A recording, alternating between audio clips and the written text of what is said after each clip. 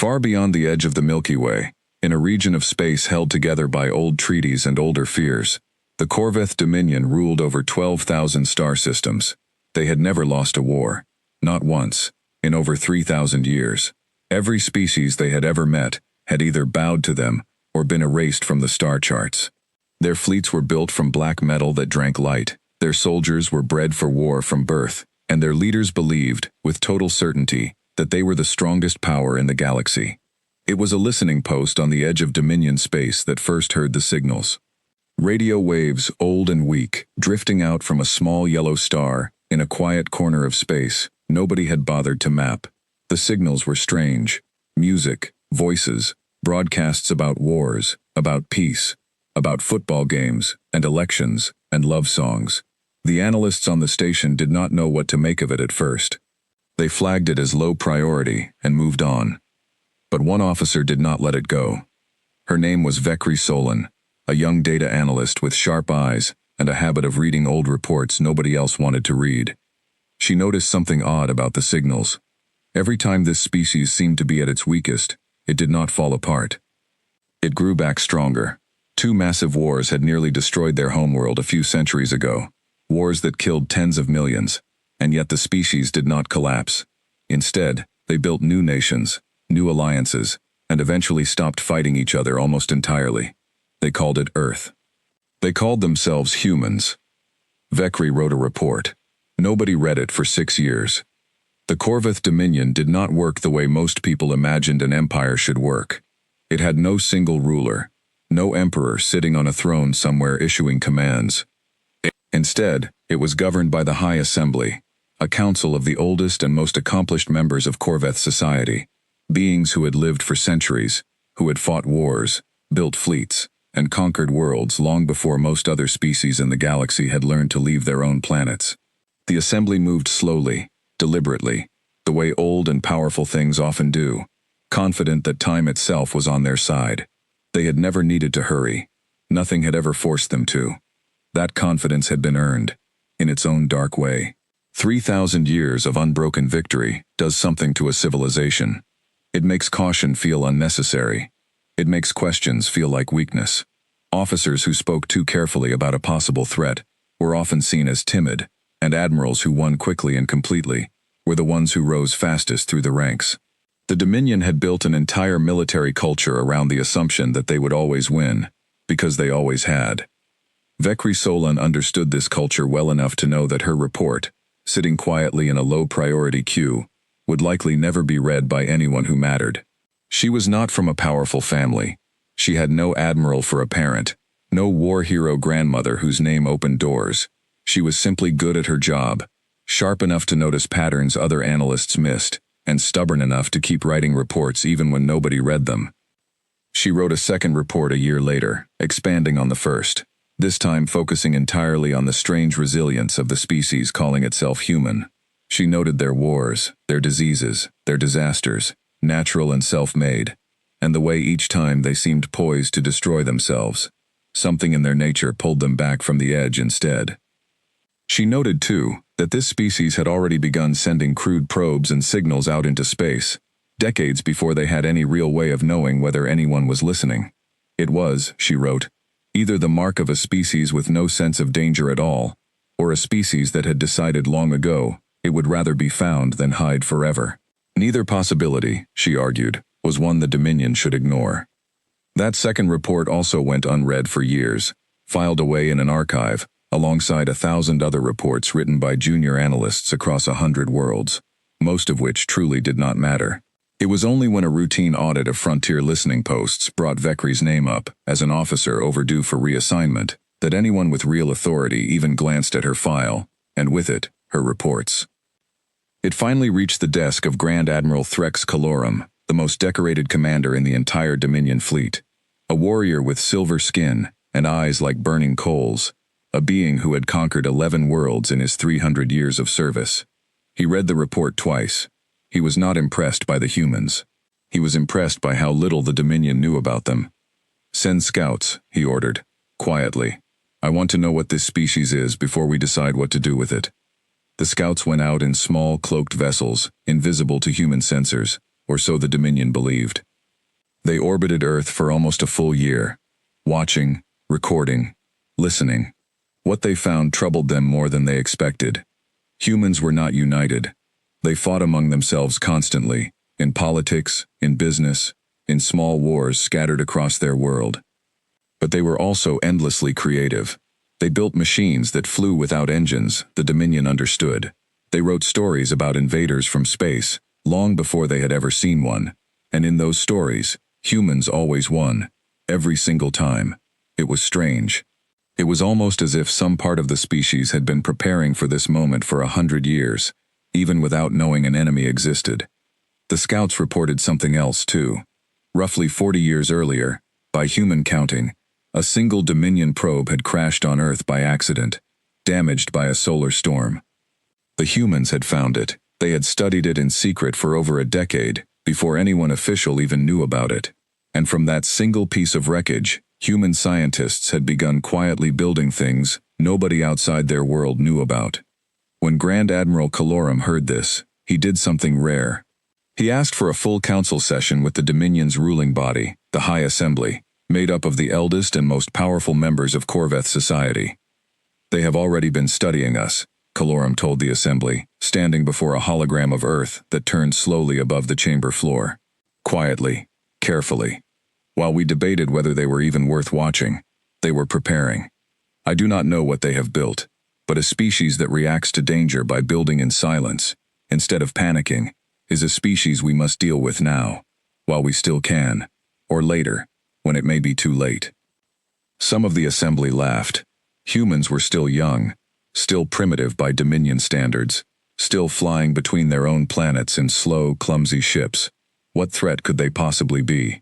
One Assembly member, an old warrior named Korath Duan who had personally led the conquest of 3 worlds, waved a clawed hand dismissively. "We have destroyed species who built weapons we did not understand," Korath said. "We have burned cities from orbit, while their so-called defenders still believed we were a myth. This is a young species with slow ships and no unity. You ask us to treat them as a serious concern, because they wrote stories about losing wars they have never fought. Grand Admiral, with respect, I believe you are letting a junior analyst's imagination frighten you." There was scattered laughter around the chamber, and Calorum felt his jaw tighten, though he did not let his frustration show on his face. He had spent 3 centuries learning that pride was the one weakness the Dominion had never truly conquered in itself, even as it conquered everyone else. "I did not say I was frightened," Calorum answered evenly. "I said I was cautious. There is a difference, Elder Korath, though I understand it may not always be visible from where you sit. Every species we have destroyed, we destroyed while it was still weak enough to be destroyed easily. I am asking only that we consider, for the first time, what happens when we find a species that does not stay weak." But one elder, an ancient being named Threl Vantor who had seen 1,000 years of Dominion history, spoke quietly.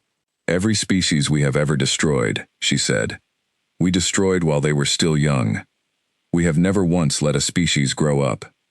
Perhaps it is time we learn what happens if we test one properly, instead of crushing it before it can answer."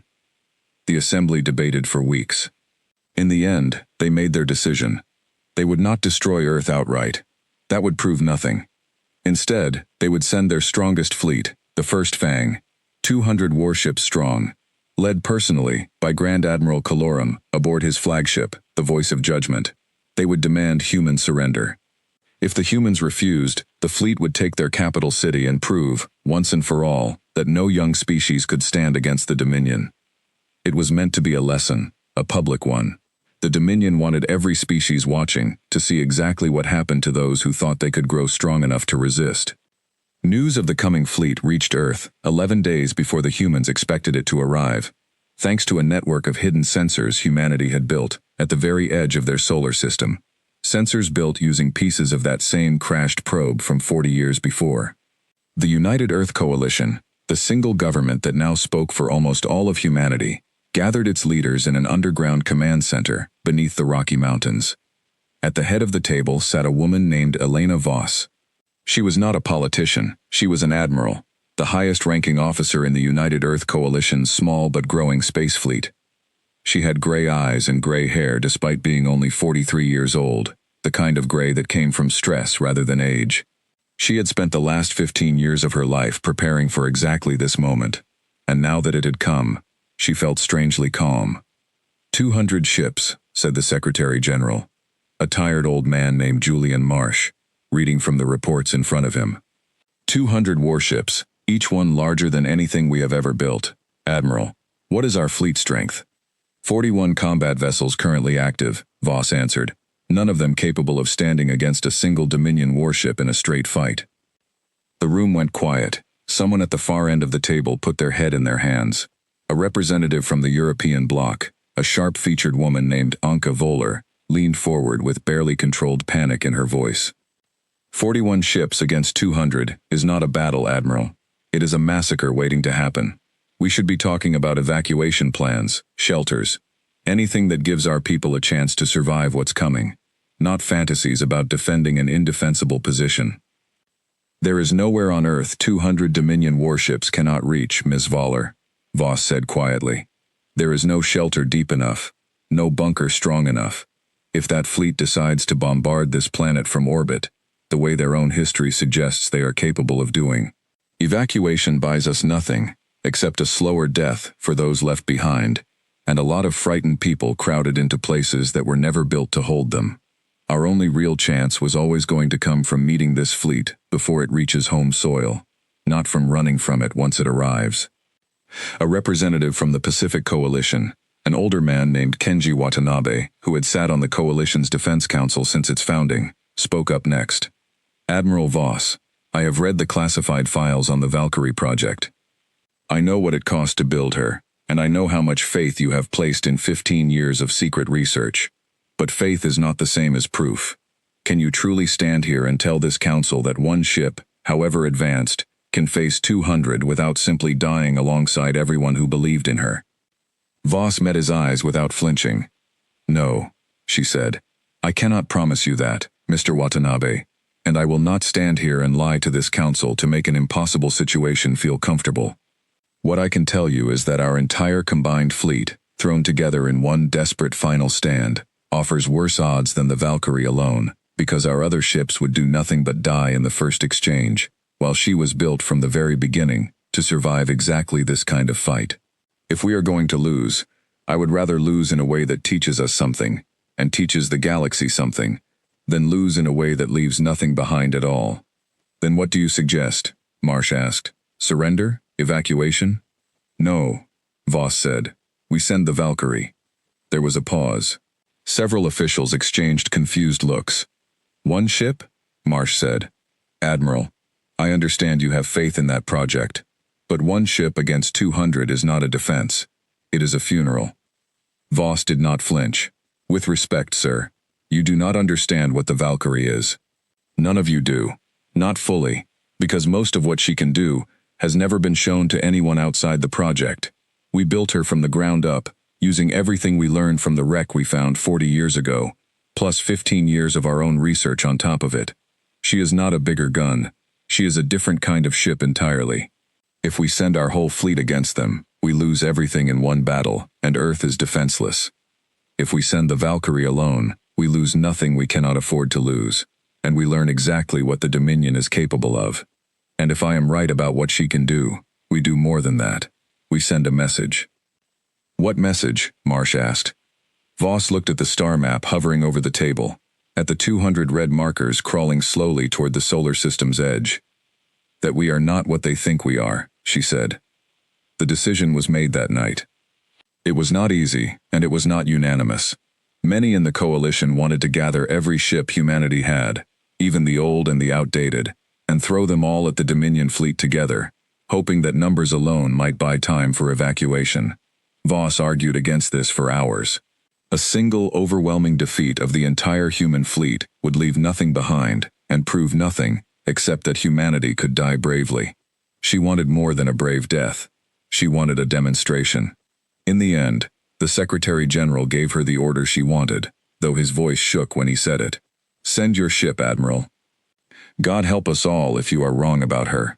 I am not wrong, Voss said, and left the room before anyone could see how much effort it took to sound certain. The Valkyrie sat in orbit above the Pacific Ocean, docked to a construction platform that had taken 11 years to build in complete secrecy. She was not the largest ship humanity had ever built, nor the most heavily armed by simple numbers. She was 2 kilometers long, sleek and dark, her hull made from a material that had no official name yet, only a project code: weave. It was not steel, not ceramic, not any single substance. It was built from billions of tiny machines, each one smaller than a grain of sand, woven together into something that could bend, flow, and repair itself, learning from every impact it survived. Her chief engineer, Dr. Amara Singh, had spent 15 years of her life designing that hull. She was 51 years old, small and sharp-eyed, with hands stained permanently by decades of work in labs and shipyards. She stood now on the observation deck of the construction platform, watching the ship she had built, feeling something between pride and terror. "She's ready," said a voice behind her. Commander Marcus Chen, the Valkyrie's second-in-command, walked up beside her. He was younger than Singh, only 36, broad-shouldered, with the calm, steady manner of someone who had spent his whole life preparing for a crisis he hoped would never come. "Ready is a strong word," Singh said. "She's untested against a real enemy. Everything we know about how she'll perform in true combat is theory." "Good theory, though," Chen said. "The best theory in the world is still just a guess, until something tries to kill you," Singh replied. But she smiled slightly as she said it. She had joined the project 15 years earlier, as a junior materials researcher, one of only 6 scientists cleared to know the full truth about the crashed Dominion probe recovered decades before her time. She remembered the first day she had touched a fragment of its hull, a piece no larger than her palm, and realized it was not a solid material at all, but billions of impossibly small machines, woven together so tightly they behaved like solid metal until something forced them to adapt.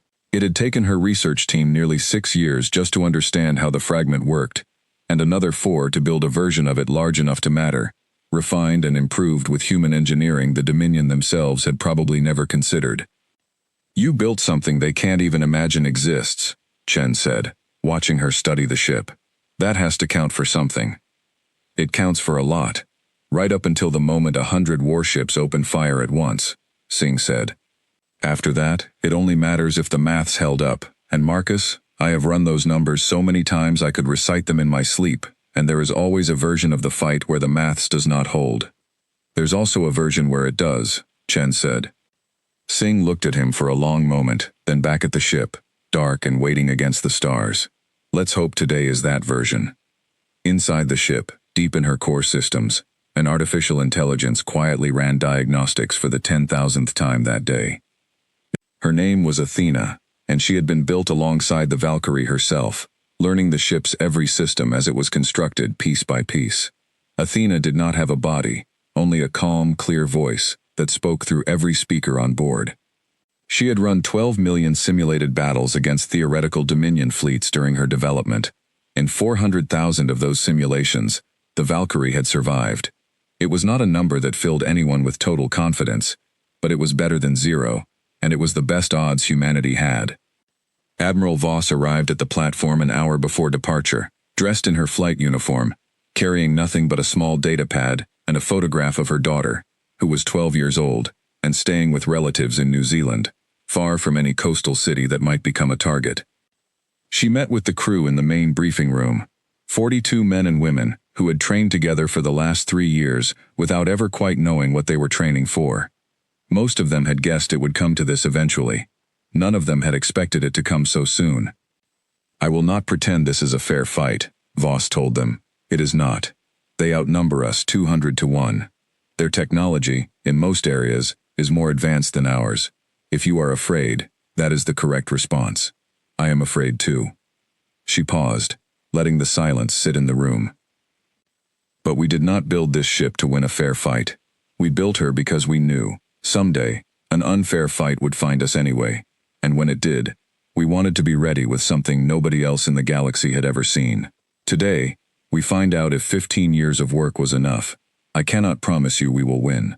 I can promise you that whatever happens today, every species watching this system will learn something about humanity they did not know before. We do not go quietly. We never have." There was no cheering. There was no dramatic speech in return. The crew simply nodded, one by one, and went to their stations. Among them was Priya Nair, the weapons officer, who had grown up in Mumbai, watching her grandfather's stories about wars fought over borders that no longer meant much to anyone alive today.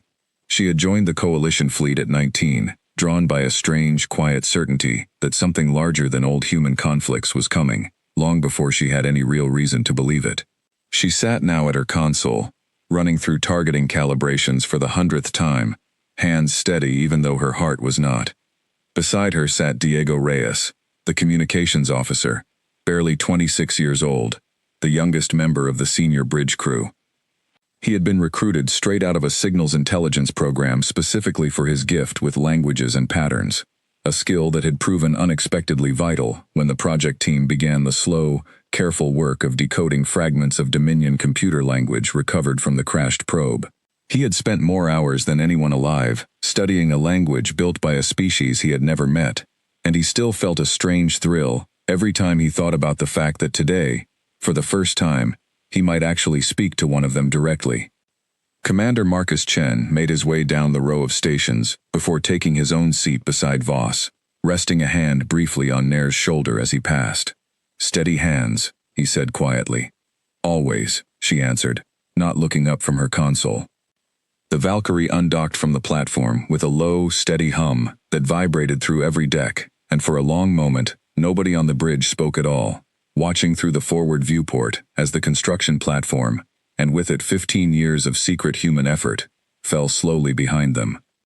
3 hours later, the Valkyrie detached from the construction platform and turned her nose toward the edge of the solar system, toward the growing cluster of 200 red markers on every sensor screen on Earth. Behind her, the planet turned quietly in the sunlight, its billions of people going about their lives, with only a fraction of them aware of what was approaching, and only a handful aware that a single ship, built in secret over 15 years, was now humanity's entire answer to the strongest fleet in the galaxy. Aboard the Voice of Judgment, Grand Admiral Kalorum stood on his bridge, watching the small yellow star grow larger on his view screen. His officers reported no significant fleet activity from the human system. Scattered old ships, nothing organized, nothing that looked like a real defense. "They have nothing," said his second-in-command, an officer named Drask, sounding almost disappointed. "Should we expect surrender before we even arrive?" Kalorum did not answer immediately. He was thinking of Vekri Solan's old report, the one about a species that rebuilt itself stronger every time it was struck down, the one about scattered signals that never quite made sense. "Do not assume anything about this species," he finally said. "Bring the fleet in at standard approach. Full sensor sweep the moment we cross the outer marker. I want to know everything there is to know about this world before a single shot is fired." The first Fang fleet crossed into the outer edge of the solar system 3 days later. And there, waiting alone against the dark, was a single black ship, holding position exactly in their path, refusing to move. Kalorum looked at the reading on his screen. 1 ship, 2 kilometers in length, unknown hull composition, unknown weapon signatures, alone, against 200 warships of the Corveth Dominion.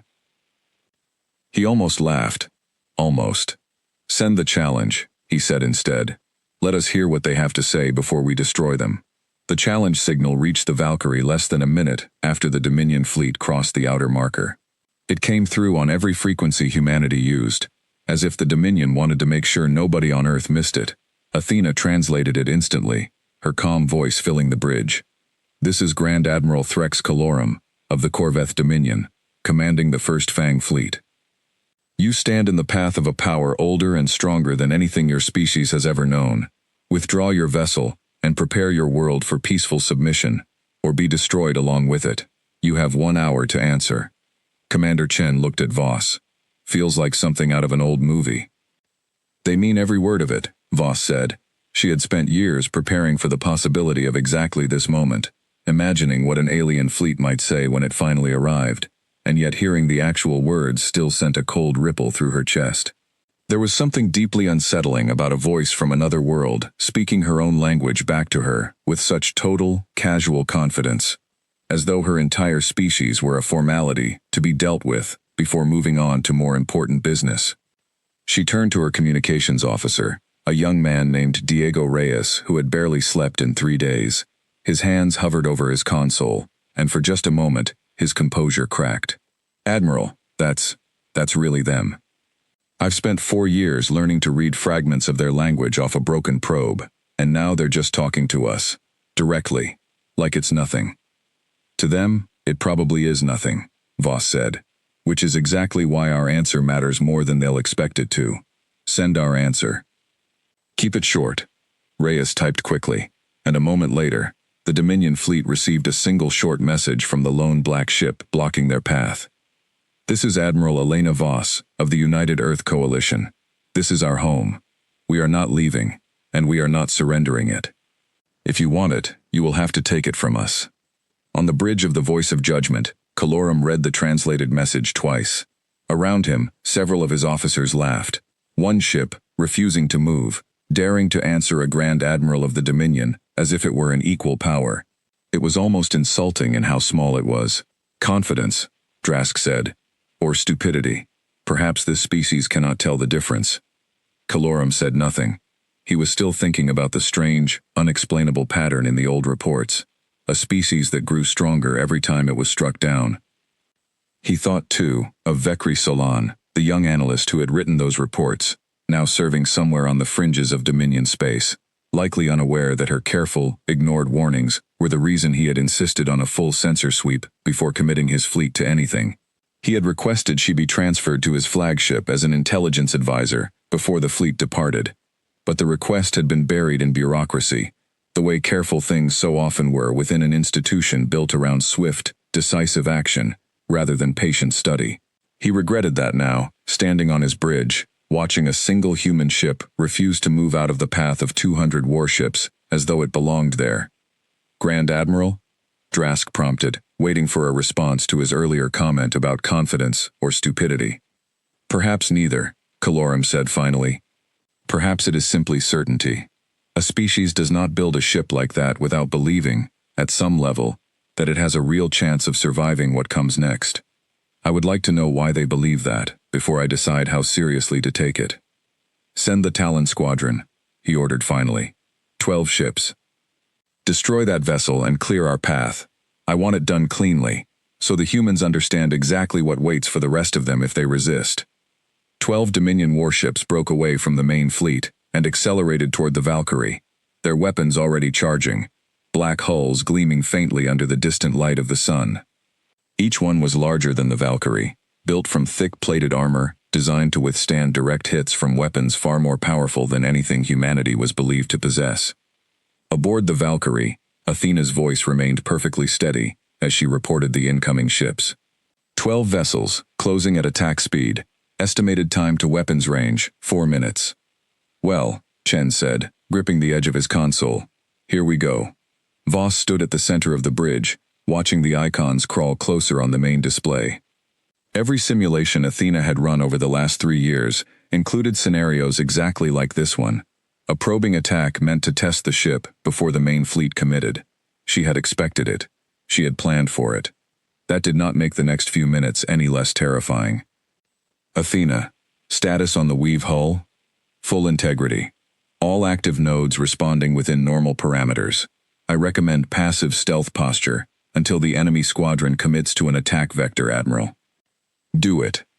The Valkyrie's outer hull shimmered faintly, the billions of tiny machines that made up her armor rearranging themselves to scatter incoming sensor sweeps, bending light and radiation around the ship's true shape. To the approaching Dominion squadron, the Valkyrie's exact position and heading became slightly harder to pin down, just enough to throw off the perfect accuracy the Dominion was used to. The 12 ships opened fire the moment they entered range, dozens of energy weapons lancing out through the black of space, expecting an easy, one-sided execution. Every single shot missed.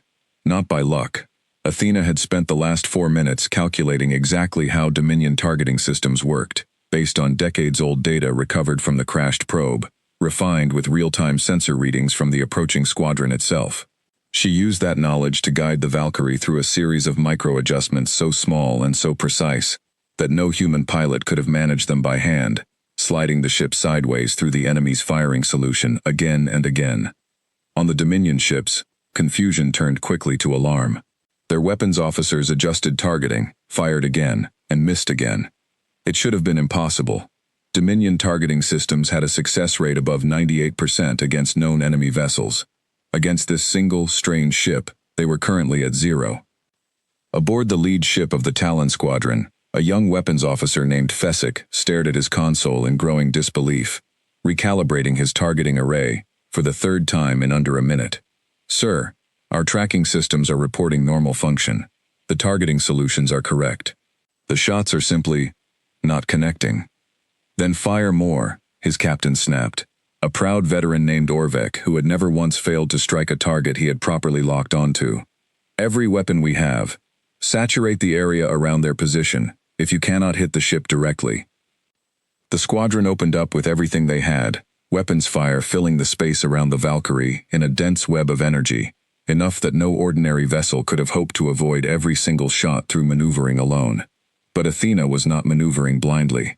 She was reading the pattern of the enemy's fire control systems in real time, learning their targeting logic with every shot fired, and adjusting the Valkyrie's position by fractions of a second, in ways calculated specifically to exploit the small, predictable delays built into Dominion weapon systems designed for enemies far slower to react than this one proved to be.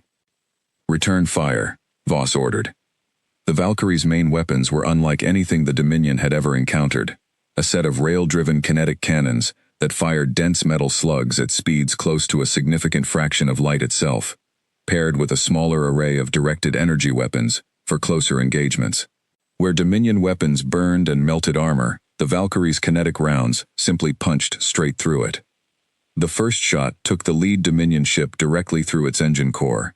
There was no dramatic explosion, only a sudden violent flash, and then silence, as the ship went dark and began to drift, power gone, crew inside, either dead or trapped in a slowly dying hulk. The remaining 11 ships broke formation immediately, scattering in every direction, their captains suddenly aware that this fight was not going to go the way they had expected. "Second target locked," said the Valkyrie's weapons officer, a sharp young woman named Priya Nair who had trained on this exact console for 3 years without ever firing a live shot until this moment. Firing. Another slug crossed the gap between the ships in less time than it took to blink. It struck a second Dominion vessel along its side, tearing through 3 decks before the ship's own momentum carried the wreckage apart. The Valkyrie shuddered slightly from recoil, but her hull absorbed the stress easily, the countless tiny machines redistributing the force across her whole frame instead of concentrating it in any one weak point.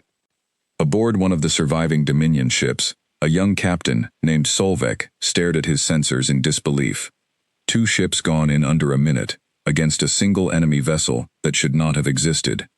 He gave the order to retreat, pulling his ship back toward the main fleet, abandoning the attack. Not all of the squadron obeyed. 2 ships pressed the attack, their captains too proud, or too afraid of what would happen if they returned to Calorum having failed to even scratch the enemy. They closed to close range, weapons blazing, hoping that overwhelming firepower at short distance might finally land a hit. Athena calculated their approach instantly. "Recommend evasive pattern Delta 3, Admiral. I can guarantee avoidance of 91% of incoming fire." "Do it," Voss said. "And Priya, take the lead ship the moment we clear the pattern." The Valkyrie rolled sideways in a maneuver that should have torn a human crew apart from the force alone, but the ship's internal systems compensated in an instant, artificial gravity fields shifting to protect everyone on board. Enemy fire tore through the space where the Valkyrie had been a heartbeat before, missing entirely. Nair fired the moment the ship steadied. The slug crossed the gap and struck the lead attacker directly through its bridge. The ship went dark instantly, tumbling silently through space, its crew gone in less than a second. The last remaining ship of the original attacking pair broke off immediately, turning hard, engines flaring as it fled back toward the main fleet without waiting for orders. Of the 12 ships sent to destroy the Valkyrie, 3 had been destroyed outright, 1 severely damaged and drifting, and 8 retreating in full disarray. The entire engagement had lasted less than 6 minutes. The Valkyrie had not taken a single confirmed hit. On the bridge, there was no cheering, only the quiet, stunned silence of people who had trained for years, for a moment they never fully believed would come, and had somehow survived it intact. Nair kept her eyes on her console, watching the last of the retreating enemy ships fade from weapons range, her hands finally beginning to shake now that there was nothing left to aim at. "First contact," Chen said quietly, almost to himself. "And we're still here." "Don't relax yet," Voss said, though there was no real edge in her voice, only tired relief. 12 ships were a test. What comes next will not be. Reyes looked up from his console. His voice carried a note of disbelief he could not quite hide. "Admiral, I'm picking up chatter across multiple Dominion frequencies. I can't translate all of it yet, but I think they're arguing with each other. Whatever just happened wasn't in their plan." "Good," Voss said. "Let them argue. Every minute they spend confused is a minute we don't have to fight." On the bridge of the Voice of Judgment, silence stretched long after the reports came in. Calorum stood perfectly still, staring at the tactical display, where the icons representing his lost ships blinked out one by one. "Impossible," Drask said quietly. "One ship. It should not be possible for one ship to do this." Calorum did not answer at first. He was remembering, with a strange, cold feeling in his chest, the old report from a young analyst named Vekri Solan, the one about a species that grew stronger every time it should have broken. He had read it and dismissed most of it as speculation. Now he was no longer certain it had been speculation at all. "Full sensor analysis," he ordered. "I want to know everything about that ship. Every material, every weapon signature, every maneuver. Somewhere in that data is an answer, and I intend to find it before I commit the rest of this fleet."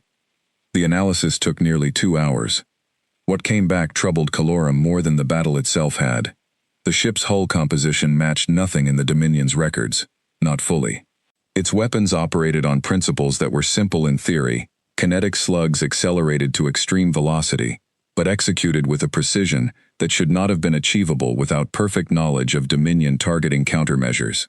And there, buried in the data, was a partial energy signature that matched almost exactly with a Dominion probe that had gone missing from routine patrol logs 43 years earlier.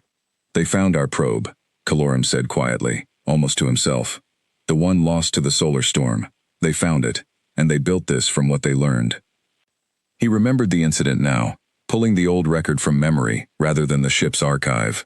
A routine survey probe, lost during a minor solar disturbance in an unremarkable system, written off decades ago as an acceptable loss. One of thousands of pieces of Dominion hardware scattered quietly across 100 unclaimed systems over the centuries. No one had ever imagined that a single lost probe, found by curious primitives with slow ships and clumsy technology, could become the seed of something like this. "We lose equipment on the frontier constantly," Drask said. "It has never mattered before. Other species who found our wreckage either could not understand it or lacked the means to use what they found. This species understood it," Calorum said, "and more than that, they had the patience to spend 40 years learning from a single piece of wreckage before ever showing anyone what they built. Tell me, Drask, in 3,000 years, how many species have we encountered that valued patience that highly?" Drask did not answer, because he did not have one. Drask's expression shifted from confusion to something closer to concern. 40 years, Grand Admiral. 40 years of study, from a single wrecked probe, and this is what they built. "This is what one project team built," Calorum corrected. "In secret, without the resources of an empire behind them, without centuries of established technology to draw from. Imagine what an entire civilization could accomplish with 50 more years, unbothered." He turned back to the view screen, where the single black ship still held its position, unmoving, waiting. "They are not simply defending their world," he said. "They are showing us what they can already do, so that we understand exactly what we are choosing to fight if we press forward. This is not weakness, this is a warning." Some of the younger officers on the bridge shifted uncomfortably. None of them had ever seen Calorum speak this way about an enemy before, not once in 300 years of campaigns. "Orders, Grand Admiral?" Drask asked finally. Calorum was quiet for a long moment, watching the small ship on the screen, thinking of the assembly back home who expected a swift and total demonstration of Dominion power, thinking of every species across the galaxy who would hear how this campaign ended. "We committed to this," he said at last. "The assembly expects a lesson taught. I will not return home, having lost the first Fang fleet to a single ship, without ever bringing our full strength to bear. Bring the fleet forward. All of it. If this species wishes to test themselves against the Dominion, then let them face the Dominion in full, and let us see exactly how far one ship's strength truly extends. The order rippled through the fleet immediately. 200 warships, minus the losses already taken, began to shift formation, moving from a loose approach pattern into a full battle line, engines flaring bright against the dark of space, as the entire might of the First Fang fleet turned its attention toward the single black ship that had, in under 6 minutes, destroyed the confidence of an empire that had never once known defeat. Aboard the Valkyrie, Athena's voice broke the tense quiet of the bridge. "Admiral, the Dominion fleet is advancing in full. All 200 remaining vessels. Estimated time to engagement range, 11 minutes. Voss took a slow breath, watching the wall of red icons begin to move as one. "Well," she said quietly, "they took the bait." Down on Earth, in the underground command center beneath the Rocky Mountains, Secretary General Marsh watched the same tactical feed on a larger screen, surrounded by aides and military advisors who had not slept since the crisis began. When the reports of the destroyed Talon Squadron came through, a ragged cheer went up around the room, quickly hushed by an aide, reminding everyone that the true battle had not even begun. 3 ships destroyed, 8 retreating, Marsh murmured, reading the numbers again, as if they might change. "General Okafor, is this good news or bad news?" General Adeyeze Okafor, commander of Earth's ground and orbital defense forces, kept her eyes fixed on the display. "It's proof of concept, sir. It tells us Admiral Voss was right about what that ship can do. It does not tell us whether one ship can survive what's coming next. 200 ships is a very different problem than 12. Marsh nodded slowly, and said nothing more, watching the wall of red icons on the display begin, a moment later, to shift and gather into a single, massive formation. Chen looked at her, something between fear and grim respect on his face. "You wanted them to send the whole fleet." "I needed them to," Voss said. "A few ships destroyed proves nothing to an empire that size. We need them to commit everything, so that when we win, there is no doubt left in anyone's mind, human or otherwise, about what happened here today." "And if we don't win?" Chen asked quietly. Voss did not answer immediately. On the screen, the wall of 200 warships continued its slow, unstoppable advance, and behind the Valkyrie, unseen and unguarded, the small blue planet that was humanity's entire world turned quietly in the light of its sun. "Then it won't matter what we wanted," she finally said. "Athena, begin retreat vector toward the outer debris field. Let's give them a fight worth remembering." Nair watched the enemy formation grow on her display, her hands steady on her console despite the tightness in her chest. "Admiral, that's a lot of ships to run from." "We're not running," Voss said. "We're choosing the ground. There's a difference, and by the end of today, I intend for them to understand it too." Reyes, still monitoring the open Dominion channels, spoke up quietly from his station. "They haven't sent another message. No more warnings, no more demands to surrender. I think they've stopped talking because they've decided talking is over." "Then so have we," Voss said. The engines of the Valkyrie flared to life, and the lone black ship turned away from the approaching fleet, not in flight, but in the first move of a plan, 15 years in the making. The debris field at the edge of the solar system had once been a planet, billions of years ago, before something ancient and violent tore it apart long before humans existed to wonder why.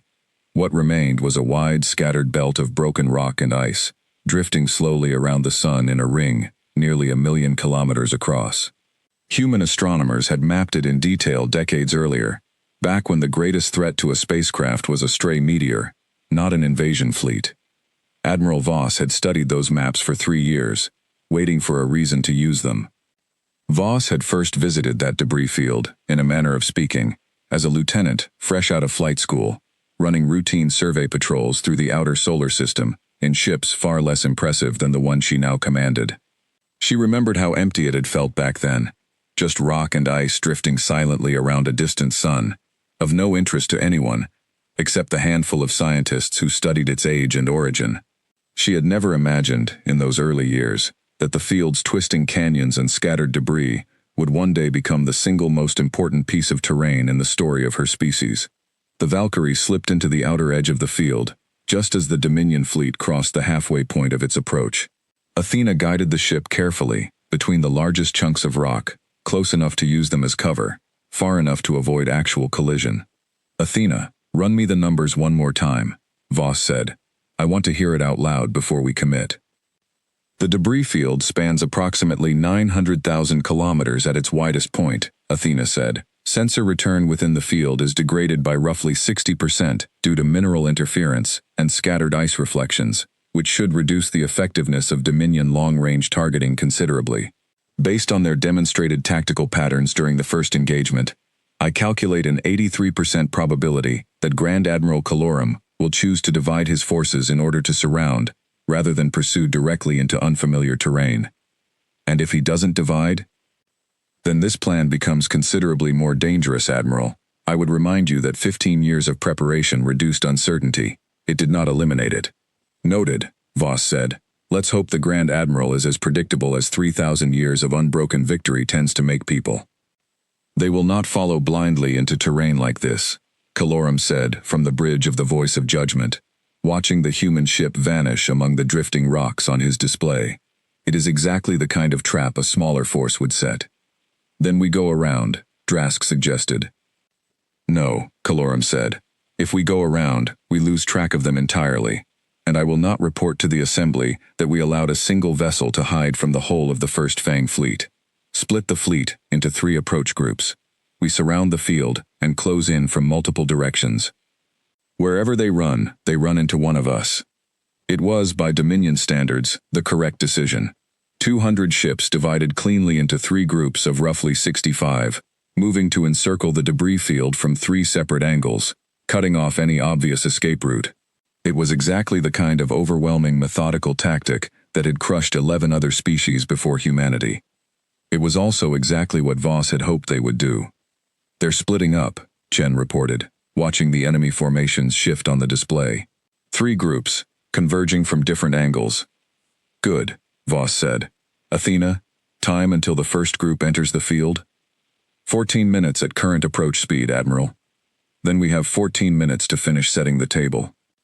Deep within the Valkyrie's cargo bays, a section of the ship few people outside the project had ever heard of, dozens of small drone pods began launching silently into the debris field, their engines cold, their hulls built from the same light-bending weave material as the Valkyrie herself.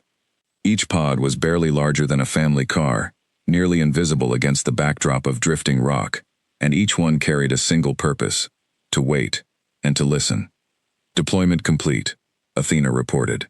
41 relay drones positioned throughout the debris field. "Passive sensor network active."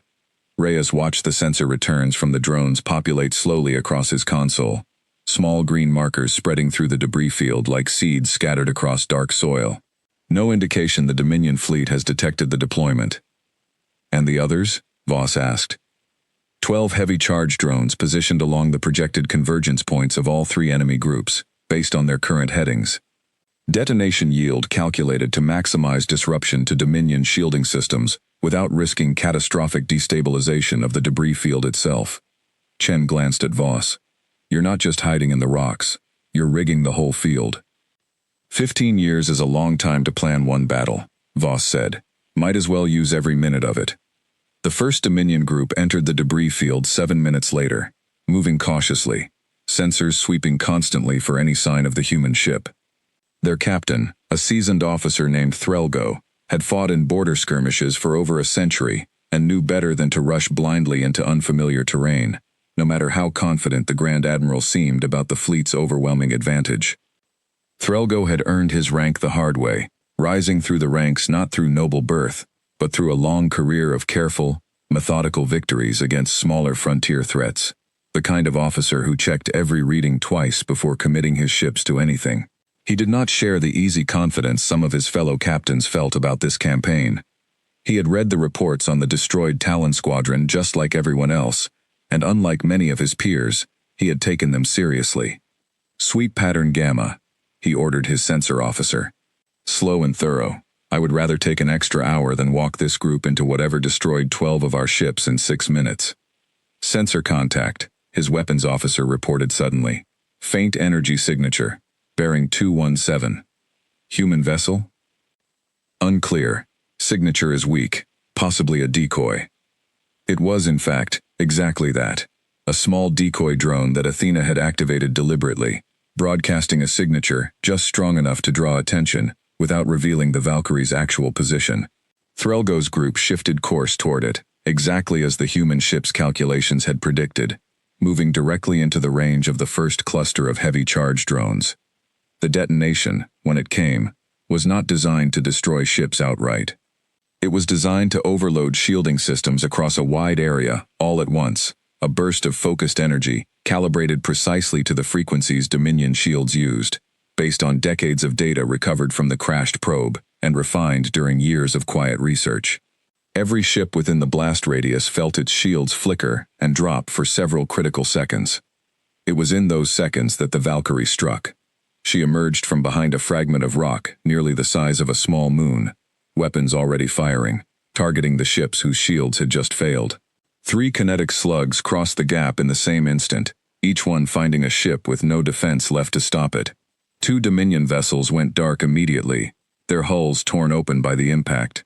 A third staggered but survived, badly damaged, drifting out of formation. Contact! Threlgo's weapons officer shouted, far too late. Enemy vessel, direct engagement. Threlgo gave orders immediately, turning his remaining ships toward the Valkyrie, weapons opening fire in a desperate attempt to overwhelm the single attacker through sheer volume. Dozens of energy beams lanced through the debris field, several striking rock formations and shattering them into smaller fragments, a few coming close enough to the Valkyrie to force Athena into a sharp evasive turn. Hull integrity at 96%, Athena reported calmly. Minor damage to outer plating, Section 4. Self-repair nodes engaging. Voss watched the display, tracking not just the immediate battle, but the 2 other Dominion groups, still converging from different directions. Athena, time until the second group reaches the field? 3 minutes, Admiral. Then let's not linger here longer than we need to. Priya, finish this group, full spread. Nair's hands moved across her console with practiced precision, and the Valkyrie's full weapons array opened fire on Threlgo's remaining ships. It was not a clean, one-sided execution this time. The Dominion ships fought back with everything they had, and for nearly 90 seconds, the exchange was brutal and close. A stray energy blast clipped the Valkyrie's rear section, and for the first time since the battle began, alarms sounded on the bridge. Hull breach Deck 11, Athena reported. Casualties reported, 2 crew members unaccounted for. The bridge went quiet for a moment. Voss's jaw tightened, but her voice remained level. Seal the section. Continue engagement. Chen glanced at her, seeing something flicker behind her eyes before she buried it again. He knew, as her second-in-command, that she carried every name Athena read out loud like a physical weight, even as she refused to let it show in front of the crew. It was one of the reasons the crew trusted her so completely, even now, even here. She never pretended the cost was small. She simply refused to let it stop her from finishing what they had started. Admiral, Nair said quietly. Orders? Finish the group, Voss said. Every ship they lose here is a ship that can't chase us later. Threlgo fought harder than the earlier squadron had, adjusting his tactics the moment the ambush began, ordering his remaining ships to scatter rather than cluster together as easy targets. It bought his group precious minutes and cost the Valkyrie more than the first engagement had, a second hull breach on the opposite side of the ship, more injuries added to the growing list on Athena's damage report. But scattering also meant Threlgo's group could no longer support each other effectively, and one by one, the human ship's precise fire found them regardless. By the time the exchange ended, Threlgo's entire group of 65 ships had been reduced to 11 vessels still capable of combat, the rest destroyed, disabled, or fleeing back the way they had come. Threlgo himself went down with his flagship, refusing to abandon his post, even as his ship broke apart around him. His final order to his surviving officers, a simple instruction to warn the Grand Admiral that the humans had turned the entire debris field into a weapon before the fleet ever arrived. The Valkyrie had taken real damage for the first time, her hull integrity down to 89%, 2 crew members dead, a dozen more injured. But she was still moving, still fighting, and the second Dominion group was already entering the field from the opposite side. Deep in the Valkyrie's hull, the countless tiny machines that formed her armor were already at work along the damaged sections, drawing on stored reserves of raw material carried in reinforced tanks throughout the ship, slowly knitting broken plating back together cell by cell.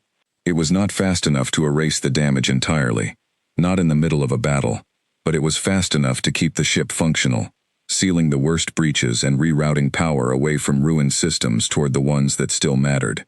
Dr. Singh had once described the hull, half joking, as something closer to a living thing than a machine, and in moments like this, with the ship visibly healing itself even as the fight continued, it was easy to understand exactly what she meant. Athena's voice carried a note that, in a human, might have been called tension. "Admiral, the second Dominion group has entered the field at a different vector than anticipated. They appear to be moving with greater caution than the first group, likely due to reports of our earlier engagement reaching them." "They're learning," Voss said. "Good. That means they're finally taking us seriously. It also means the easy part of today is over." "I would not have described any part of today as easy, Admiral," Athena said, and if an artificial intelligence could be said to have something like dry humor, it was there in her tone. The second Dominion group approached from a wider angle than the first, spreading their formation thin across a broad section of the field, rather than clustering together the way Threlgo's group had. Their commander, a cautious officer named Vesic, had clearly studied the reports of the earlier engagement closely, and had no intention of repeating the same mistakes. "Spread formation," Vesic ordered his captains over the fleet channel. "No cluster larger than 4 ships. If they wish to ambush us the same way twice, they will find it considerably harder this time." It was a reasonable adjustment, and for a while, it worked. Athena's charge drones, positioned based on projections of enemy movement patterns learned from the first group, found their effectiveness reduced against a formation spread so widely apart. The detonations still disrupted shields across a portion of the approaching ships, but not nearly as many as before, and Vesic's group pressed forward with far more caution than Threlgo ever had, refusing to commit fully to any single vector of approach. "They've adapted faster than projected," Athena reported. "Charge drone effectiveness reduced to approximately 30% of previous engagement. I am revising tactical recommendations." "Give me options," Voss said. "We can withdraw deeper into the field and attempt to draw them into tighter terrain where their spread formation becomes a liability rather than an advantage. Or we can accept a more direct engagement against a partially weakened but still substantial force." Voss studied the display for only a moment before deciding. "Deeper into the field. Let's make their caution work against them instead of for them." The Valkyrie retreated through a narrow canyon carved into the side of the largest fragment, forcing Vesic's spread formation to compress in order to follow, funneling ships together through the tight passage, one small cluster at a time. It was exactly the kind of terrain trap Athena had modeled months earlier during development, though no simulation had ever captured the sheer tension of watching it unfold in real combat, with real lives depending on every calculation proving correct.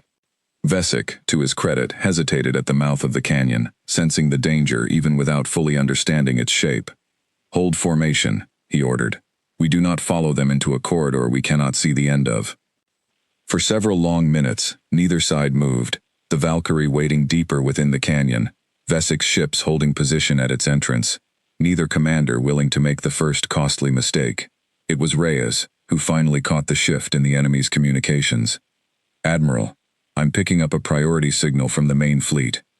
I think Kalorum himself just gave Vesic a direct order."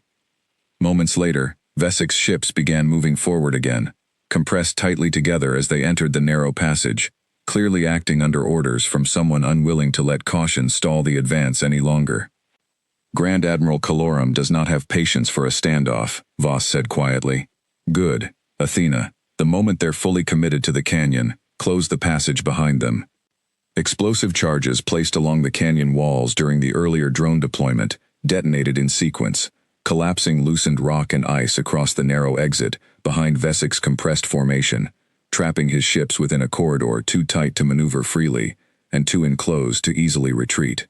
What followed was less a battle than a methodical destruction, the Valkyrie's weapons finding target after target within the confined space, while Vesic's ships, unable to spread out or effectively return fire without risking collision with the canyon walls themselves, fell one after another. Vesek's own ship was among the last destroyed. His final transmission to the main fleet cut short mid-sentence, as the Valkyrie's kinetic cannon found its mark. Far below, on Earth, the command center beneath the Rocky Mountains had grown tense and crowded, more officials arriving with every passing hour, as word spread through the highest levels of government that the Valkyrie was still fighting.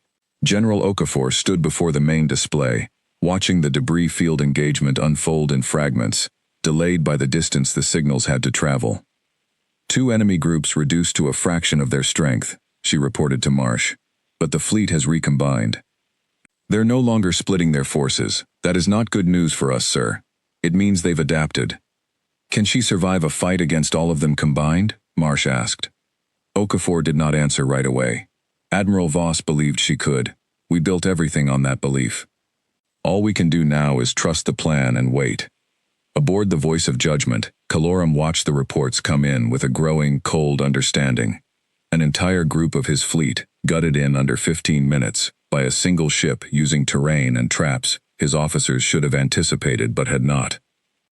They planned this before we ever arrived, he said quietly. The field, the debris, all of it.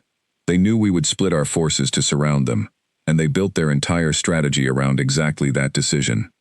Then we do not split further, Drask said. We commit the remaining groups together, overwhelming force in a single direction. No traps can account for the full weight of the fleet moving as one. Kalorum considered this. It was the correct answer, tactically. It was also, he suspected, exactly the response the humans wanted from him, though he could not yet see why. He thought again of Vekri Solon's reports, of patience rewarded, of a species that seemed, again and again, to think several steps beyond where anyone expected them to stop.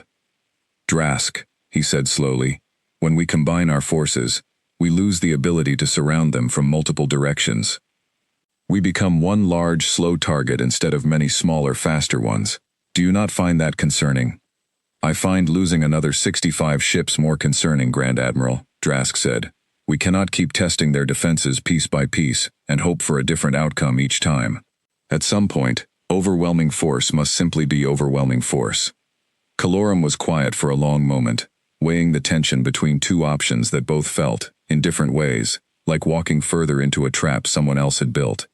But Drask was not wrong.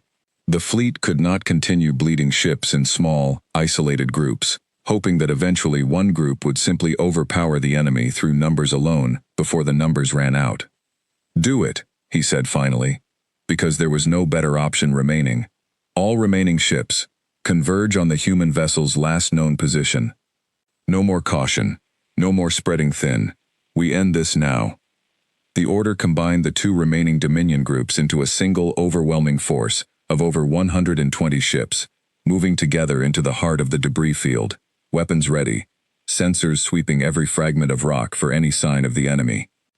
Aboard the Valkyrie, Athena delivered the news calmly. Admiral, the remaining Dominion forces have combined into a single approach. Estimated strength, 123 vessels, converging on our position from the eastern edge of the field. Voss studied the display for a long moment. This was the moment 15 years of planning had been built toward, and also the moment where planning ended, and everything depended on execution. They've given up on caution, Chen said. That's not good for us if they catch us in the open.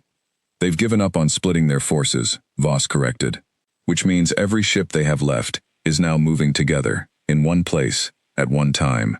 Athena, can you get us a clean line toward the field's central mass, the big fragment, the one nearly the size of a small moon? Plotting course now, Admiral. May I ask the purpose? Voss allowed herself a small, tired smile. We're going to use the biggest rock in this field as a shield.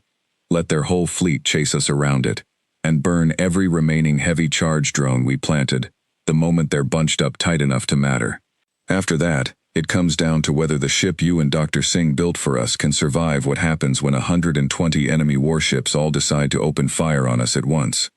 Chen exhaled slowly. No pressure. There's always pressure, Voss said, watching the combined Dominion fleet close in on the display, a single massive wall of red icons now moving as one unstoppable force. The only question that matters is whether we're ready for it. Nair spoke up from her station, voice steady despite the strain of the last hour. Admiral, We've already lost 2 crew and taken real damage. How much more can this ship actually absorb before the numbers stop being in our favor? I don't know, Voss admitted. Nobody does, because nobody has ever pushed a ship like this as far as we're about to push her. Dr. Singh built the Valkyrie to survive things we couldn't fully test on the ground. We're about to find out exactly how much of that theory holds up under fire that isn't simulated. Reyes, monitoring the enemy chatter, added quietly, "Their communications have gone almost silent since they combined forces. I think that means they've stopped debating and started committing completely."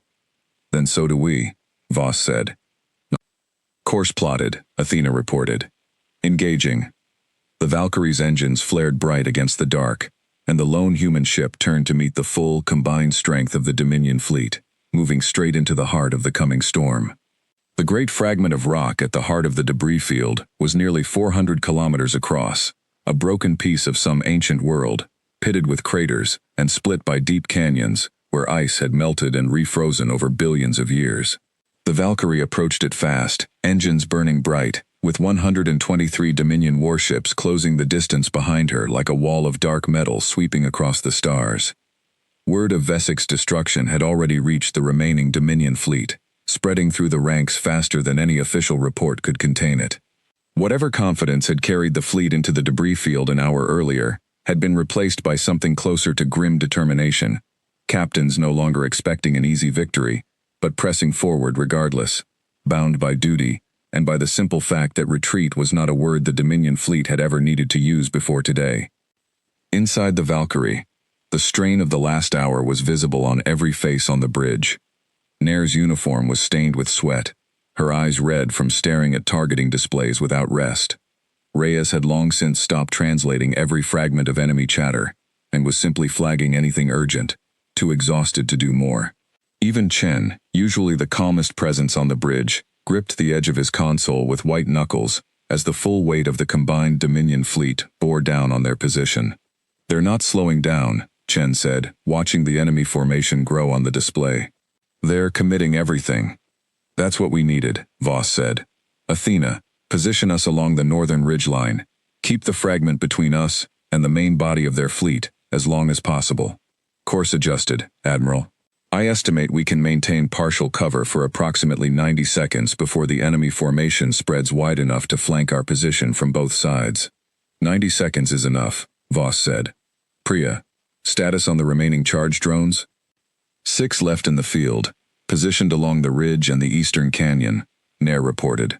"All still active, still hidden." "Good.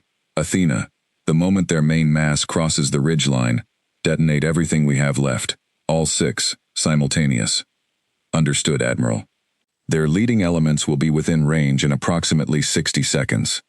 Those 60 seconds felt, to everyone on the Valkyrie's bridge, considerably longer than any other stretch of time in the entire battle. Nair kept her hands steady on her console, running through firing sequences one final time. Chen watched the approaching wall of Dominion ships fill more and more of the display with every passing second, close enough now that individual vessel classes could be identified without magnification. Reyes monitored the enemy channels, listening for any final order that might change the shape of what was coming, and finding only grim, focused silence in response. Voss stood at the center of it all, watching the countdown Athena displayed quietly in the corner of the main screen, feeling the weight of 15 years compress into the next 60 seconds more completely than it ever had before. 30 seconds, Athena announced.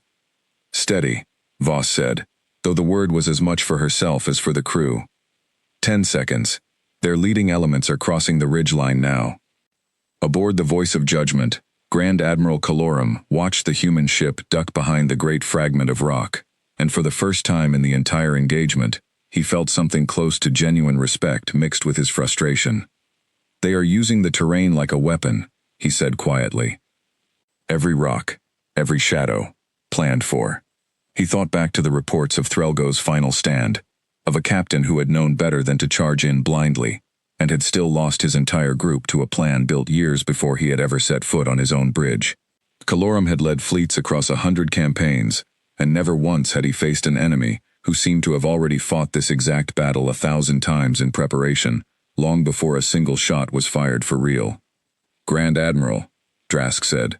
We still outnumber them by a margin no other species has ever survived. Whatever clever plans they have built, they cannot escape simple numbers forever.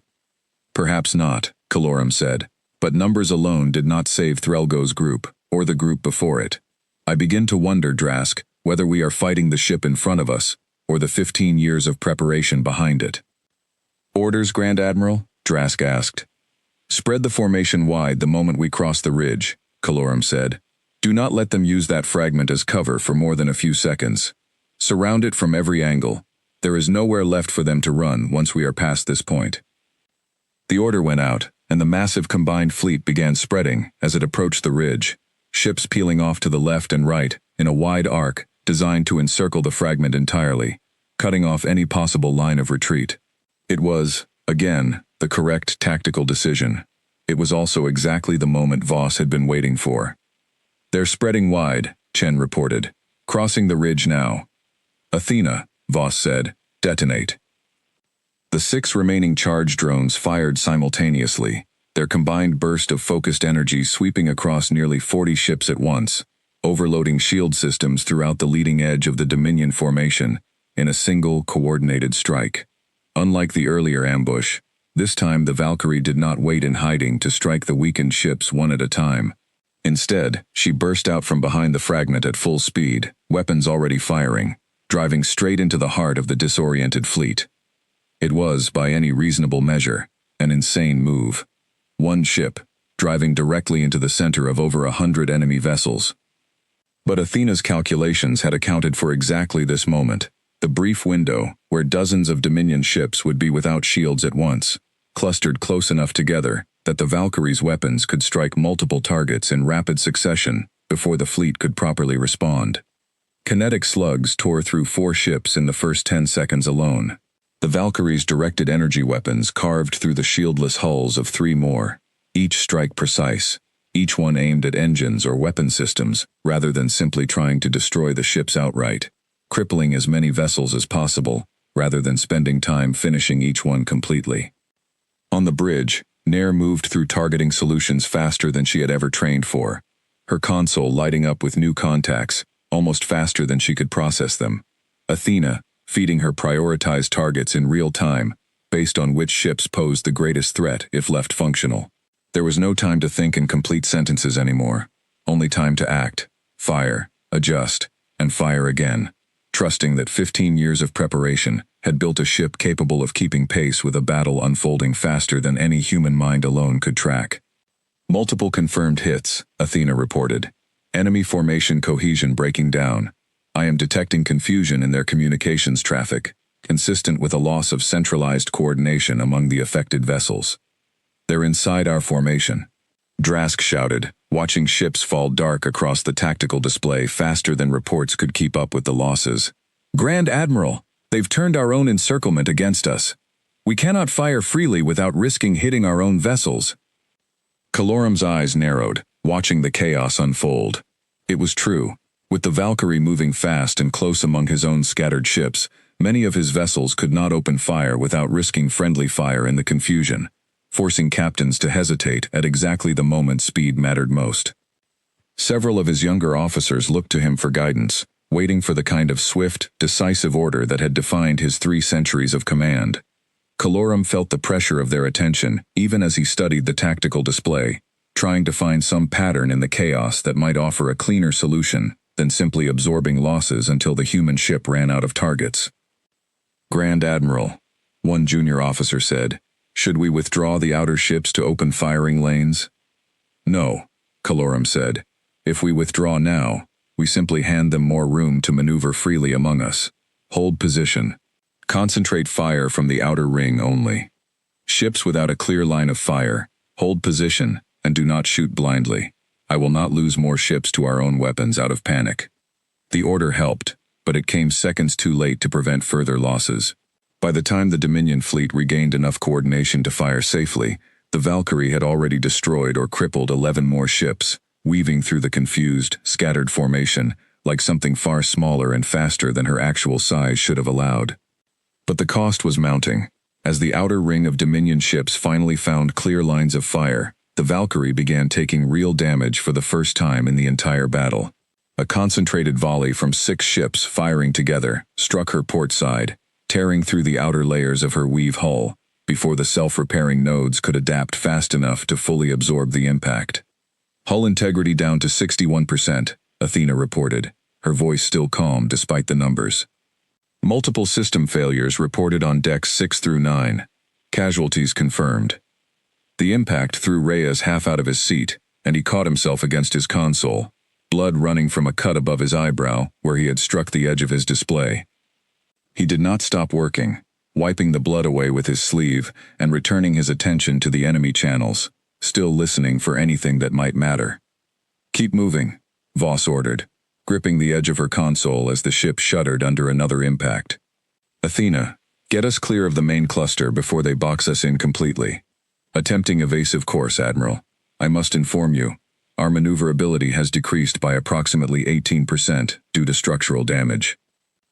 The Valkyrie pushed forward through the thinning edge of the Dominion formation, but the enemy fleet was recovering fast now, ships regrouping into tighter defensive clusters, weapons fire growing more coordinated and more accurate with every passing second.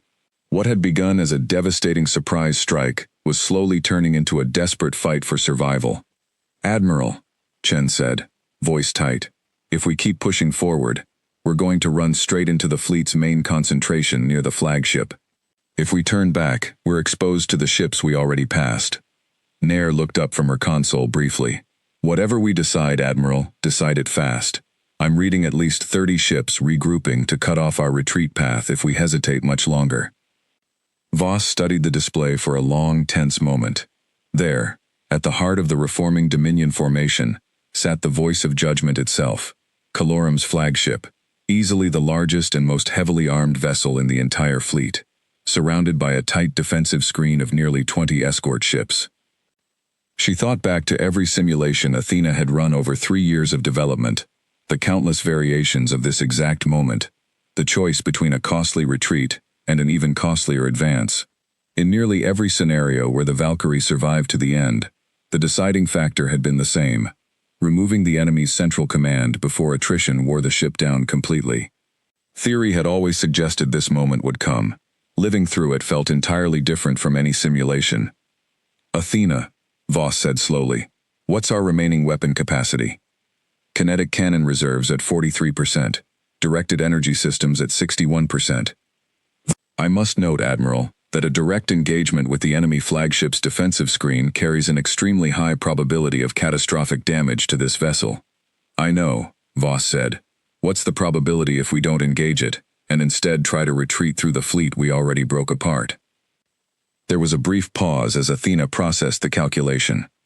"Marginally lower risk of immediate destruction, Admiral, but significantly higher probability that the Dominion fleet reorganizes fully and pursues us with overwhelming numbers over an extended engagement, which this vessel cannot sustain indefinitely, given current damage levels." Voss closed her eyes for half a second, weighing 15 years of planning against the reality of the moment. Every simulation, every scenario Athena had run during development, had always come back to this same basic truth: a single ship, however advanced, could not simply outlast an entire fleet through attrition. At some point, the fight had to be decided, one way or another, and decided quickly. Voss closed her eyes for half a second, weighing 15 years of planning against the reality of the moment.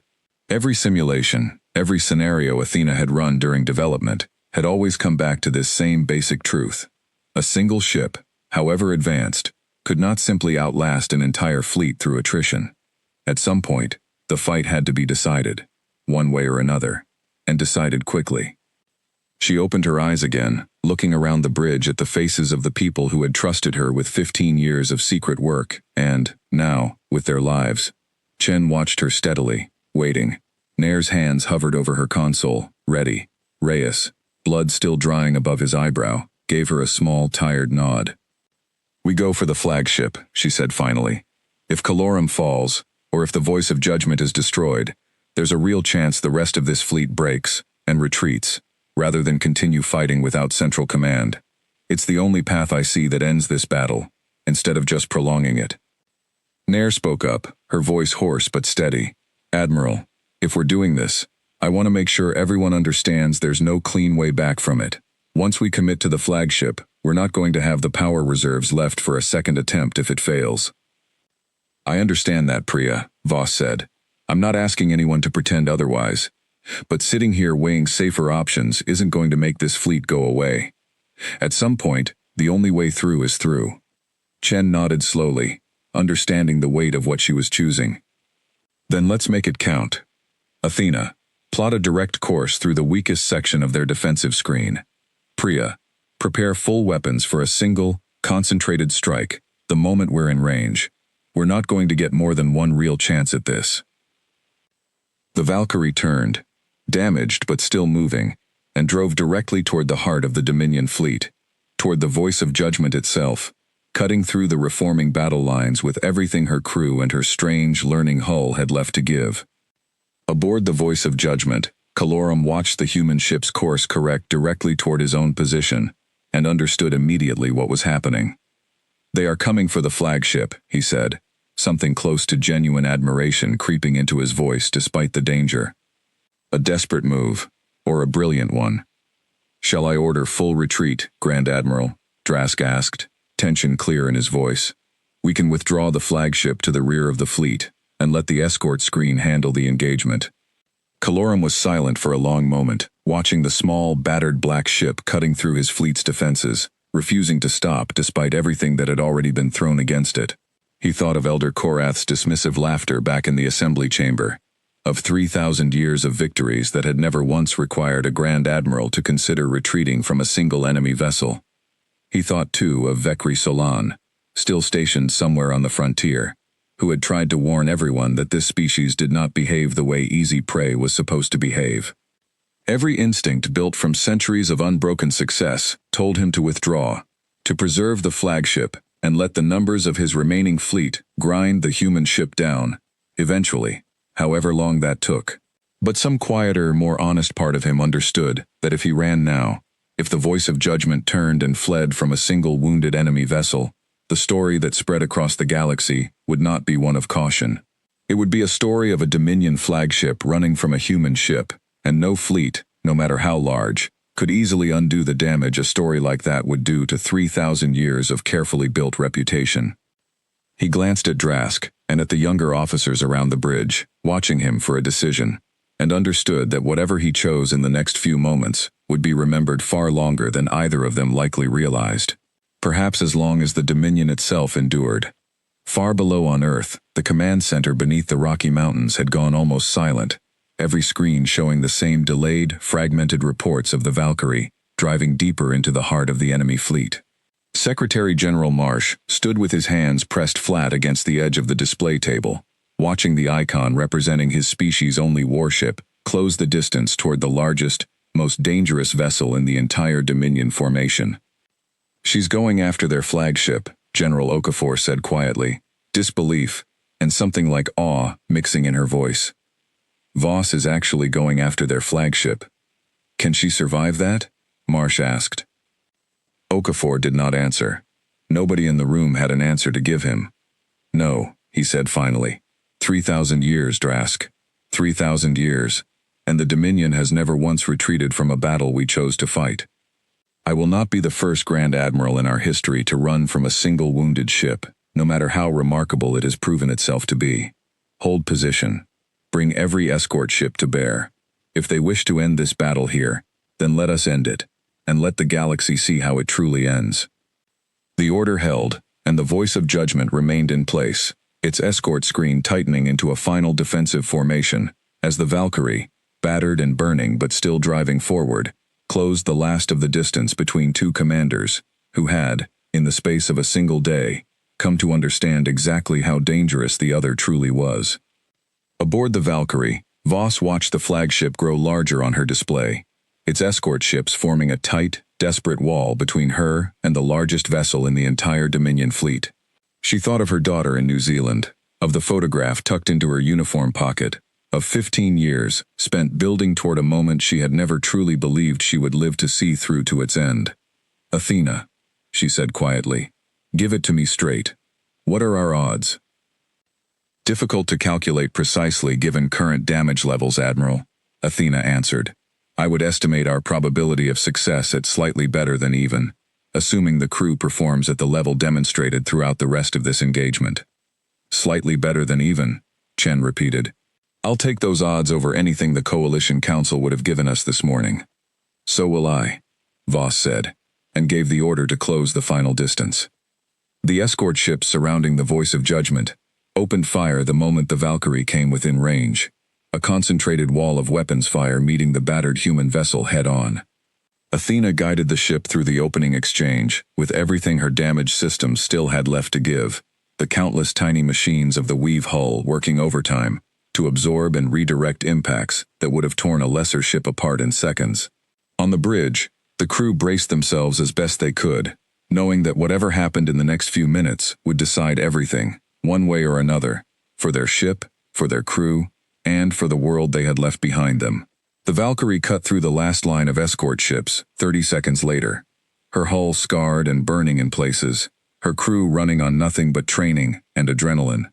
The engagement with the escort screen had been brutal and close, each exchange of fire leaving new damage across the ship's already battered frame, the weave hull's self-repair nodes struggling to keep pace, with wounds arriving faster than they could be mended.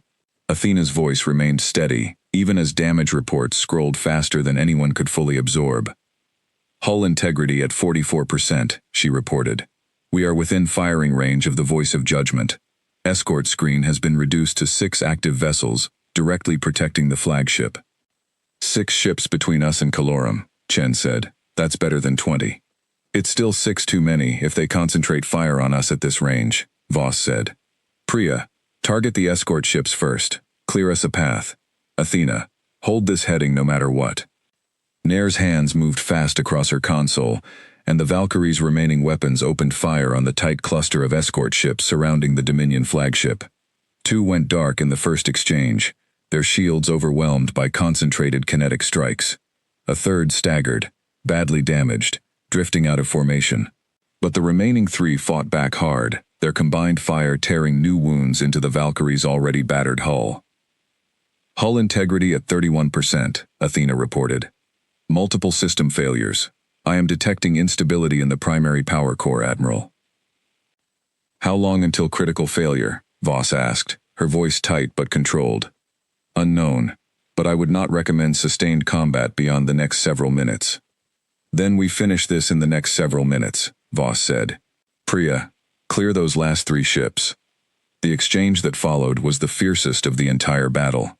The Valkyrie, and the last 3 escort ships, trading fire at close range, each side absorbing damage that would have destroyed lesser vessels many times over.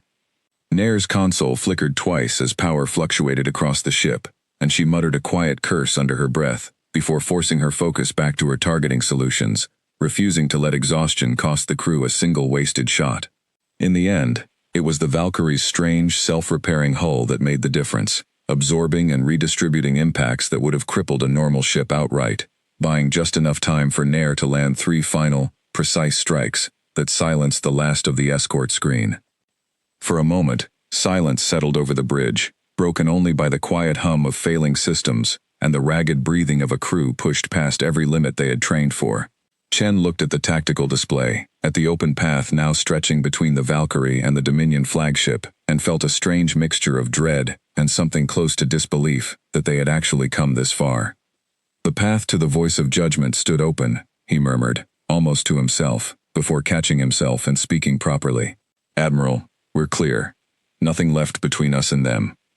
Aboard the Dominion flagship, Calorum watched the display with an expression his officers had never seen on him before, somewhere between disbelief and something that might have been respect. 6 escort ships, he said quietly, gone, in under 3 minutes. Grand Admiral, they are closing directly on our position, Drask said, urgency clear in his voice now. Recommend immediate evasive maneuvers. No, Calorum said. We stand and answer this properly, ship to ship, commander to commander. Bring our weapons to bear. Let us see exactly what this vessel is truly capable of, without any escort left to hide it. He rose from his command chair, standing tall despite the damage his own ship had already sustained from stray fire during the earlier chaos, and looked around at the officers still at their stations, exhausted but resolute. 3,000 years, and today we finally meet an opponent worthy of the name.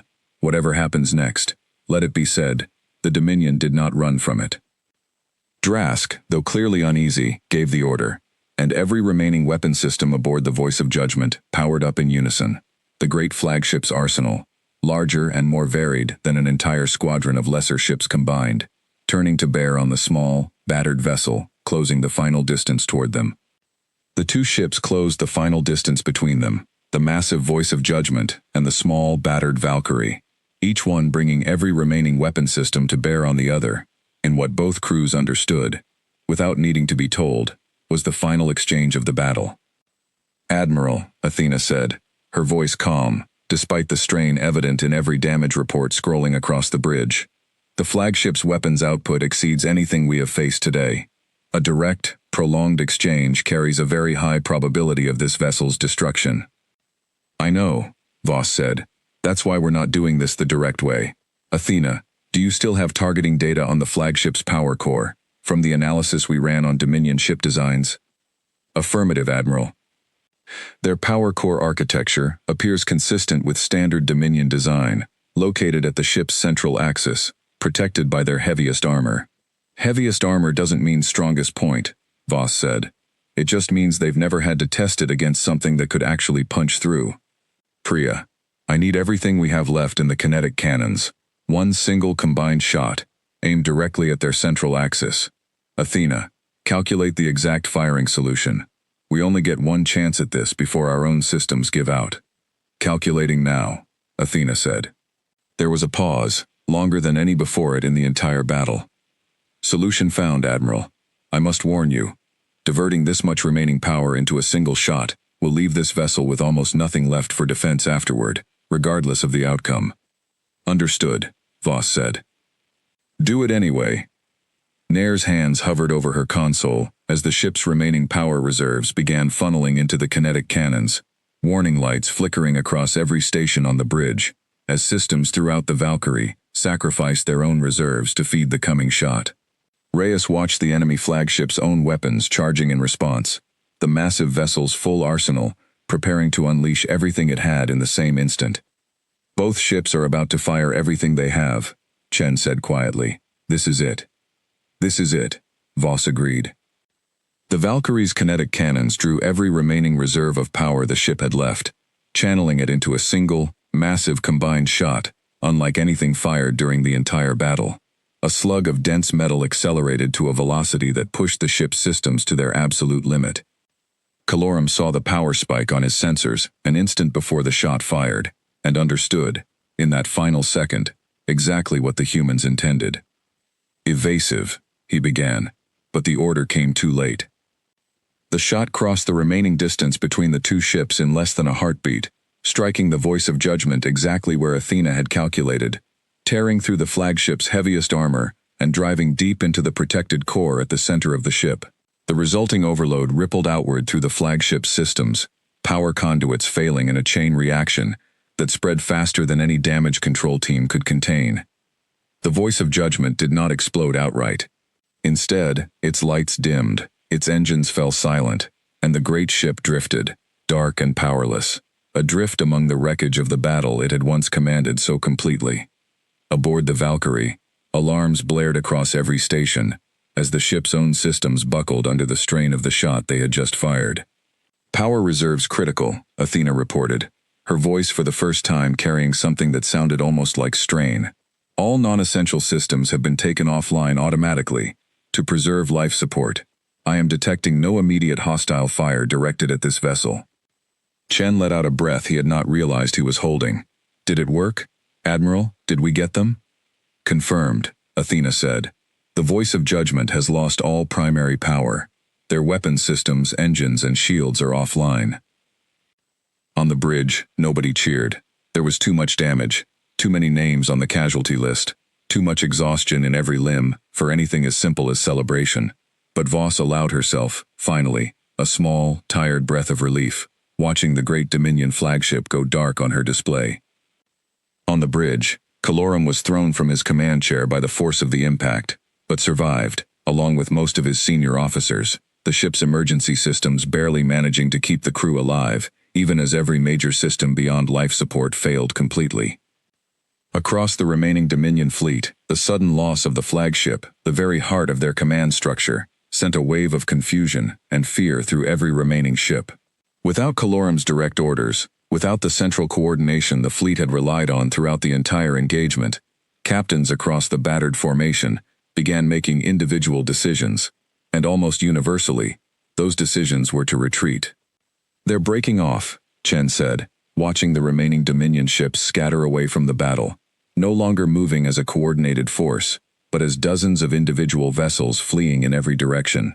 "Admiral, they're retreating." Voss allowed herself, finally, to breathe. On the display, the Valkyrie's own systems flickered dangerously, power reserves nearly exhausted, hull integrity down to 22%, but the ship was still there, still intact, still functioning, despite everything thrown against her. "Athena," she said quietly. "Status." "This vessel has sustained severe damage across multiple systems, Admiral. However, all critical life support functions remain stable. Casualties currently confirmed at 11 crew members, with an additional 19 injured. I am detecting no further immediate threats. The Dominion fleet is withdrawing from the system entirely." The bridge remained quiet for a long moment, the weight of everything that had happened settling over the surviving crew all at once. Voss thought of the 11 names Athena had just listed, people she had trained alongside for 3 years, people who would not be coming home. She thought, too, of the photograph in her pocket, of her daughter safe on the other side of the world, and allowed herself, briefly, to feel the full weight of what had almost been lost today, before setting it aside to focus on what still needed to be done. Reyes, still monitoring the enemy channels despite his exhaustion, spoke up quietly. "Admiral, the remaining Dominion ships aren't just retreating, they're scattering. No formation, no coordination. Whatever chain of command they had left is gone." "Get us back toward Earth," she said finally, her voice steady despite everything. "Slowly. Let's not push this ship any further than we have to."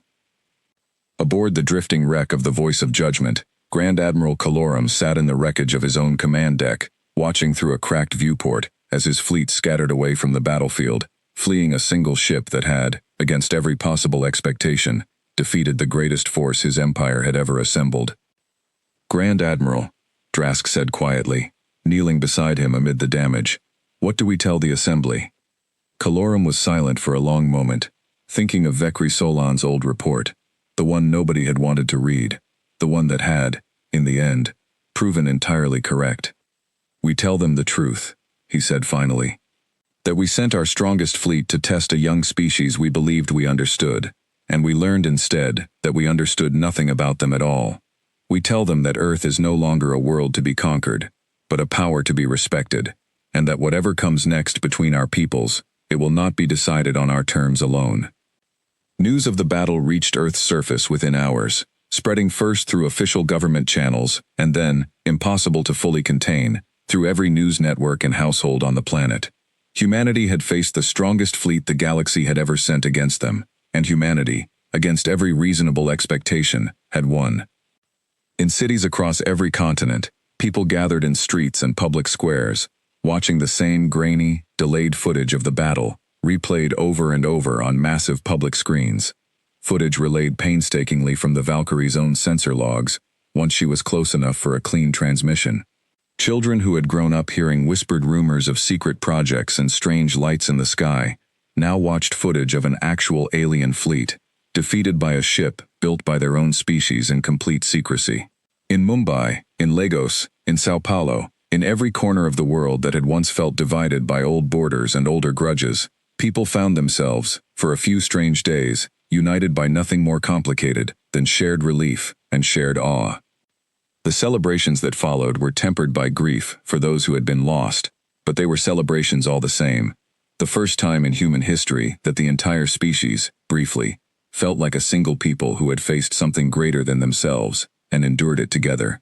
Memorial services were held for the 11 crew members who did not return, their names read aloud in ceremonies broadcast to every corner of the globe, their sacrifice folded permanently into the story humanity would tell itself for generations about the day it stopped being alone in the universe.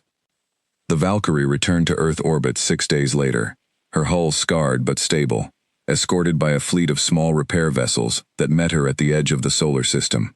Admiral Voss stood on the observation deck as the ship settled into her berth above the construction platform, where the entire project had begun 15 years earlier, watching the blue curve of Earth turn slowly below.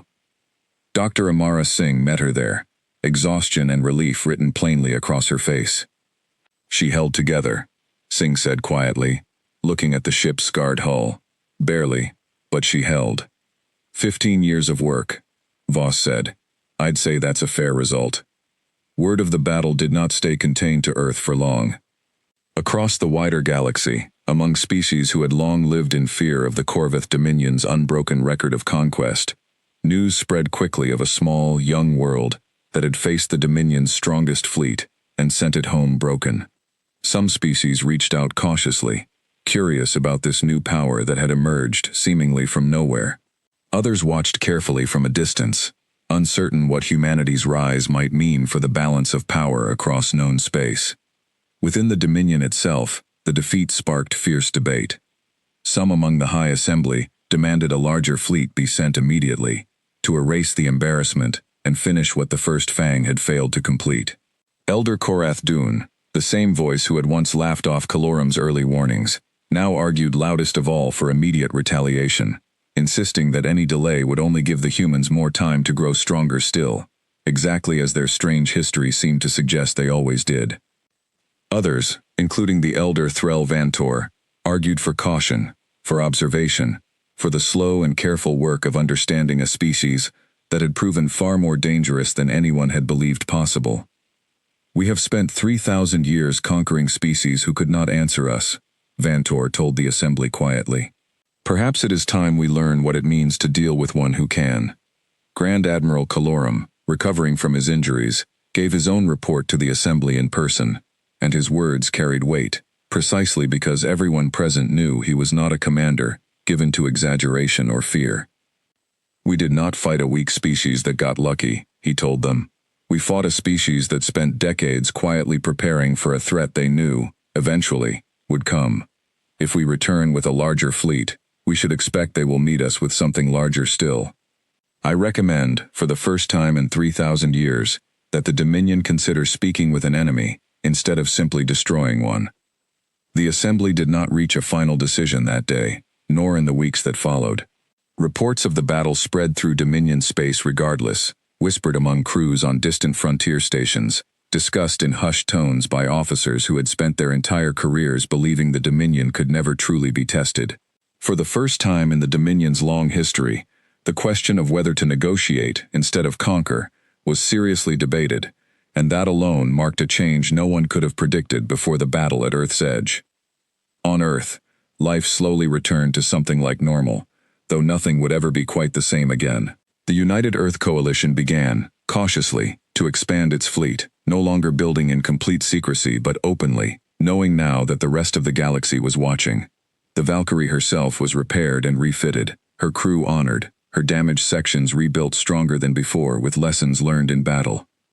Admiral Voss stood once more on the bridge of her ship, months after the battle, watching a new generation of officers train at the very same stations where her original crew had once fought for their lives. The ship had been rebuilt almost entirely, her hull reinforced with everything the crew had learned during the battle, her weapon systems refined based on real combat data no simulation could ever have provided. A small plaque near the entrance to the bridge now listed the names of the 11 crew members who had not survived, a permanent reminder of the cost that had bought this quiet moment of peace. "Do you think they'll come back?" Chen asked, standing beside her as he so often had. Voss looked out at the stars, at the vast dark unknown that had once seemed empty, and now felt for the first time in human history, full of watching eyes. "Someone will," she said. "Maybe the Dominion. Maybe someone else entirely. The galaxy knows we're here now, and knowing changes everything." "Are we ready for that?" Voss thought of 15 years of secret work, of a single ship that had held against impossible odds, of a species that had, throughout its long and difficult history, always found a way to grow stronger after being struck down. She thought of Dr. Singh, already deep into designs for a second ship, and a third, no longer working in secret, but with the full support of a united coalition that finally understood what was at stake. She thought of young officers now training in classrooms across the world, dreaming of serving aboard ships that did not yet exist, inspired by a battle that had proven, once and for all, exactly what humanity was capable of when it stopped fighting itself and started building towards something larger. "We will be," she said. "We always find a way." Behind her, on the main display, the stars continued their slow, silent turn, and somewhere out among them, a wider galaxy was only just beginning to learn what it truly meant to have humanity as a neighbor.